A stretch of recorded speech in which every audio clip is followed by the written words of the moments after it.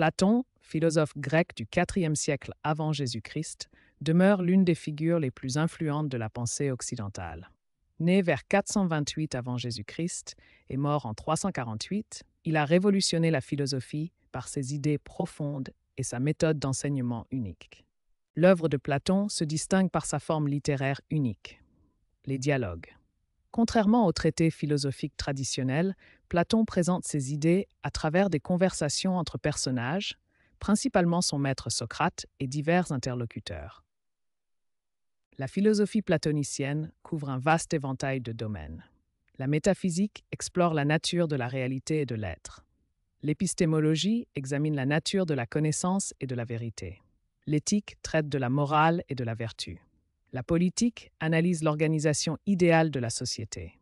Enfin, l'esthétique étudie la beauté et l'art. Cette introduction nous permet de comprendre l'ampleur et la profondeur de la pensée platonicienne. Dans les sections suivantes, nous explorerons en détail ses concepts les plus importants, en commençant par sa célèbre théorie des formes ou des idées, qui constitue le fondement de sa métaphysique. Au cœur de la philosophie de Platon se trouve une théorie révolutionnaire, la théorie des formes ou des idées. Cette théorie distingue deux réalités fondamentalement différentes. Le monde intelligible est le domaine des formes parfaites et éternelles. Ces formes représentent l'essence pure de tous les concepts et objets possibles. En contraste, le monde sensible contient les objets que nous percevons quotidiennement. Ces objets ne sont que des copies imparfaites des formes parfaites du monde intelligible. Prenons l'exemple concret d'une belle fleur. Selon Platon, cette fleur n'est qu'une pâle imitation de la forme parfaite de la beauté qui existe dans le monde intelligible. Cette théorie s'étend à tous les objets et concepts. Les chaises que nous voyons ne sont que des copies de la forme parfaite de la chaise.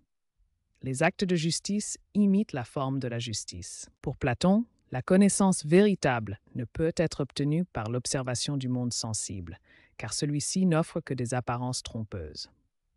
La vraie connaissance consiste à appréhender directement les formes éternelles par la raison et la contemplation philosophique. Cette théorie des formes constitue le fondement de toute la philosophie platonicienne. Elle explique comment nous pouvons avoir une connaissance universelle et éternelle, malgré la nature changeante et imparfaite du monde qui nous entoure. L'allégorie de la caverne est l'une des métaphores les plus célèbres de Platon pour illustrer sa théorie de la connaissance et des formes. Cette allégorie révèle la condition humaine face à la vérité et le chemin difficile vers la sagesse. Imaginez une caverne souterraine profonde et sombre. Dans cette caverne se trouvent des prisonniers enchaînés depuis leur naissance, incapables de tourner la tête ou de bouger leur corps. Derrière eux, un feu brûle sur une élévation. Entre le feu et les prisonniers, des personnes portent des objets divers, statues, vases, animaux, dont les ombres se projettent sur le mur face aux prisonniers. Les prisonniers ne voient que les ombres de ces objets projetés sur le mur devant eux. Pour eux, ces ombres constituent toute la réalité. Ils nomment ces ombres, les classifient et croient fermement que c'est là le monde réel. Maintenant, imaginons qu'un des prisonniers soit libéré de ses chaînes. Ce processus de libération représente le début du chemin philosophique vers la connaissance véritable. D'abord désorienté et souffrant, le prisonnier libéré découvre progressivement le feu, puis les objets réels qui créaient les ombres. Cette découverte est douloureuse, car elle remet en question tout ce qu'il croyait savoir. Le prisonnier continue son ascension vers la sortie de la caverne. Ébloui par la lumière du soleil, il doit d'abord s'habituer progressivement à cette nouvelle réalité lumineuse, infiniment plus riche que le monde des ombres. Lorsque le prisonnier libéré retourne dans la caverne pour partager sa découverte, il fait face à l'incompréhension et même à l'hostilité des autres prisonniers. Ses yeux, habitués à la lumière, ont du mal à distinguer les ombres dans l'obscurité. Cette allégorie révèle plusieurs niveaux de signification philosophique profonds. Elle illustre la condition humaine face à la connaissance, le rôle de l'éducation et la mission difficile du philosophe dans la société. L'allégorie de la caverne nous enseigne que la philosophie est un processus de libération intellectuelle. Elle nous invite à questionner nos perceptions, à chercher la vérité au-delà des apparences et à accepter que le chemin vers la sagesse soit difficile mais nécessaire pour atteindre la connaissance authentique des formes éternelles. Selon Platon, l'âme humaine est immortelle et possède une nature divine qui transcende le monde physique. Cette conception révolutionnaire de l'âme forme la base de sa théorie de la connaissance et de l'éducation. Pour Platon, l'âme est éternelle et indestructible. Elle préexiste au corps physique et possède une connaissance divine des vérités éternelles. Cette âme immortelle a une histoire qui précède notre naissance terrestre. Avant son incarnation dans un corps physique, l'âme réside dans le monde intelligible où elle contemple directement les formes parfaites. Elle a une connaissance pure et immédiate de la justice, de la beauté, de la vérité et du bien absolu. Lorsque l'âme s'incarne dans un corps physique lors de la naissance, elle traverse un voile d'oubli. Cette incarnation lui fait perdre la mémoire directe des formes qu'elle contemplait dans le monde intelligible. La connaissance divine devient voilée et inaccessible à la conscience ordinaire. Cependant, l'âme peut retrouver sa connaissance perdue grâce à la réminiscence ou anamnèse. En observant les objets imparfaits du monde sensible, l'âme se souvient progressivement des formes parfaites qu'elle a contemplées. Un cercle imparfait nous rappelle l'idée parfaite du cercle. Pour Platon, l'éducation n'est pas un processus de transmission de connaissances externes, mais un processus de réminiscence. Le maître ne verse pas la connaissance dans l'esprit de l'élève, mais l'aide à redécouvrir les vérités que son âme connaît déjà. Ainsi, selon Platon, apprendre, c'est se souvenir. L'âme immortelle possède déjà toute la connaissance nécessaire et l'éducation consiste à lever le voile de l'oubli pour révéler les vérités éternelles que nous portons en nous depuis toujours. L'éthique de Platon constitue un système philosophique complexe où la recherche du bien suprême guide toute la conduite humaine. Cette éthique s'enracine profondément dans sa métaphysique des formes. Pour Platon, le bien représente la forme suprême, située au sommet de la hiérarchie des idées. Il constitue le principe ultime de toute réalité et de toute connaissance, comparable au soleil qui illumine le monde sensible. Le but ultime de l'existence humaine consiste à s'élever vers cette forme du bien. Cette ascension nécessite la cultivation de la vertu, qui permet à l'âme de se purifier et de s'approcher de la perfection divine. Platon identifie 4 vertus cardinales essentielles à l'épanouissement de l'âme humaine. Chacune correspond à une fonction spécifique de l'âme et contribue à l'harmonie générale de l'être. La sagesse ou prudence gouverne la partie rationnelle de l'âme. Le courage fortifie l'âme face aux épreuves. La tempérance modère les appétits et les passions. Enfin, la justice harmonise toutes ces vertus en un équilibre parfait. L'âme harmonieuse, selon Platon, présente une structure hiérarchique où la raison occupe la position dominante. Cette partie rationnelle doit gouverner et orienter les 2 autres composantes de l'âme. Le cœur, siège du courage et des émotions nobles, ainsi que les appétits, source des désirs corporels, doivent être guidés par la sagesse de la raison pour maintenir l'équilibre de l'âme. La justice représente l'harmonie parfaite entre ces 3 parties de l'âme. Quand la raison gouverne avec sagesse, que le cœur manifeste un courage approprié et que les appétits sont tempérés, alors l'âme atteint la justice. L'éthique platonicienne révèle ainsi un chemin d'ascension spirituelle. Par la cultivation des vertus et l'harmonisation de l'âme, l'être humain peut s'élever progressivement vers la contemplation du bien suprême, réalisant ainsi sa nature la plus authentique. Dans la République, Platon développe sa vision révolutionnaire d'une cité idéale fondée sur la justice et gouvernée par la sagesse philosophique. Platon conçoit une société idéale où l'organisation sociale reflète l'harmonie et la justice. Cette cité n'est pas seulement un projet politique, mais une métaphore de l'âme humaine bien ordonnée. La cité platonicienne est organisée en 3 classes distinctes, chacune ayant un rôle spécifique dans l'harmonie sociale. Au sommet, les philosophes rois gouvernent la cité.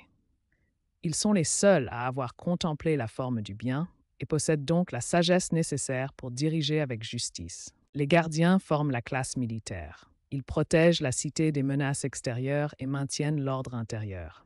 Leur courage et leur discipline sont essentiels à la stabilité sociale. Enfin, les producteurs constituent la base de la société.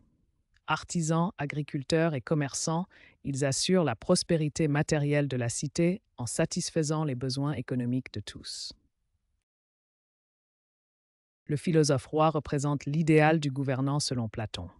Seul celui qui a contemplé la forme du bien peut gouverner avec une véritable sagesse. Le philosophe roi possède des qualifications uniques qui le distinguent des autres dirigeants. Sa connaissance des vérités éternelles, son détachement des biens matériels et son amour authentique de la justice en font le seul candidat légitime au pouvoir.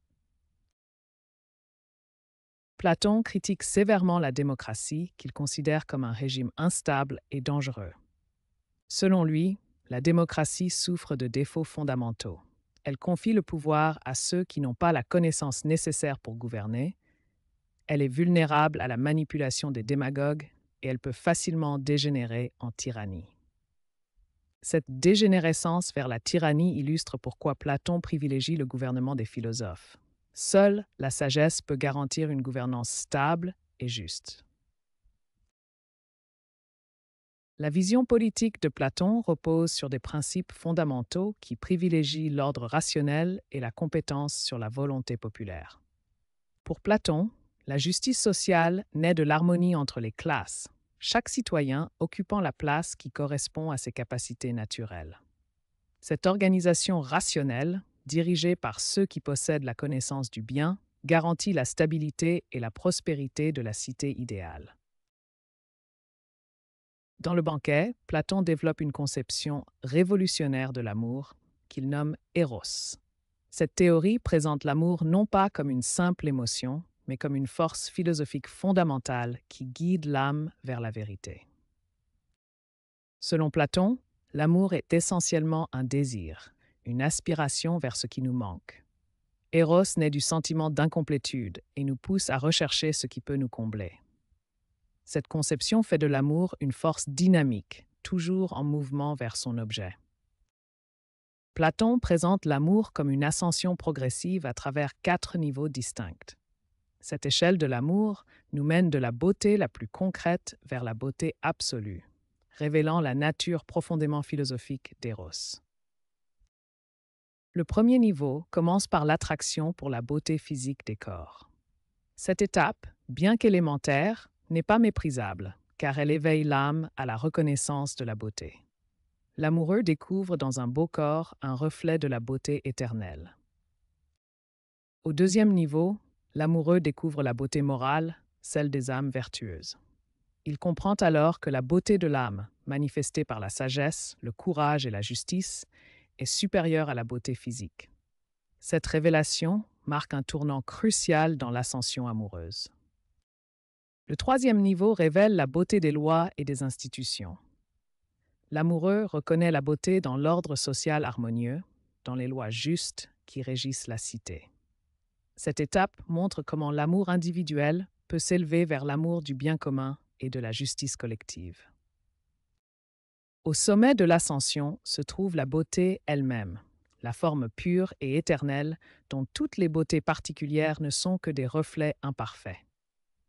Cette contemplation directe de l'idée de beauté représente l'accomplissement ultime de l'amour philosophique et procure une connaissance parfaite accompagnée d'une béatitude ineffable. Ainsi, l'amour platonicien révèle sa véritable nature. Il est un chemin initiatique qui guide l'âme de l'ignorance vers la connaissance, de l'illusion vers la vérité. Par cette ascension progressive, Eros devient le moteur de la philosophie elle-même, transformant le désir en quête de sagesse et la passion en contemplation du divin. L'influence de Platon sur la pensée occidentale s'étend sur plus de 2 millénaires. Sa philosophie a façonné notre compréhension du monde, de la connaissance et de la société. Dès l'Antiquité, les disciples de Platon, comme Aristote et Plotine, ont développé et transformé ces idées. Au Moyen Âge, saint Augustin a christianisé la philosophie platonicienne. À la Renaissance, les humanistes redécouvrent Platon. Puis, les philosophes modernes, comme Descartes et Kant, s'inspirent de sa méthode de questionnement et de sa recherche de vérité universelle. L'influence de Platon s'étend à 4 domaines principaux: En philosophie, sa métaphysique et son épistémologie restent centrales. En théologie, le néoplatonisme a profondément marqué le christianisme. En politique, sa vision de l'état idéal et de la justice influence encore les théories politiques. En art, sa conception du beau et de l'esthétique guide la création artistique. Plusieurs concepts platoniciens demeurent vivants aujourd'hui. La théorie des formes influence la métaphysique moderne. L'allégorie de la caverne reste une métaphore puissante de l'éducation et de la connaissance. Sa conception de l'âme tripartite inspire la psychologie. L'idée du philosophe roi questionne encore le leadership politique. La dialectique reste une méthode fondamentale de recherche de vérité. Platon nous laisse une triple invitation intemporelle. D'abord, remettre en question nos perceptions et ne pas nous contenter des apparences du monde sensible. Ensuite, rechercher activement la vérité au-delà des apparences, en utilisant la raison et la dialectique pour accéder aux réalités intelligibles. Enfin, aspirer constamment au bien et à la sagesse, en orientant notre âme vers ce qui est véritablement réel et éternel.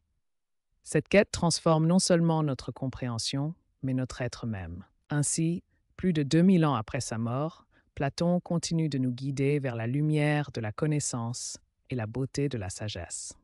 Son héritage demeure vivant dans chaque questionnement authentique et chaque recherche sincère de vérité.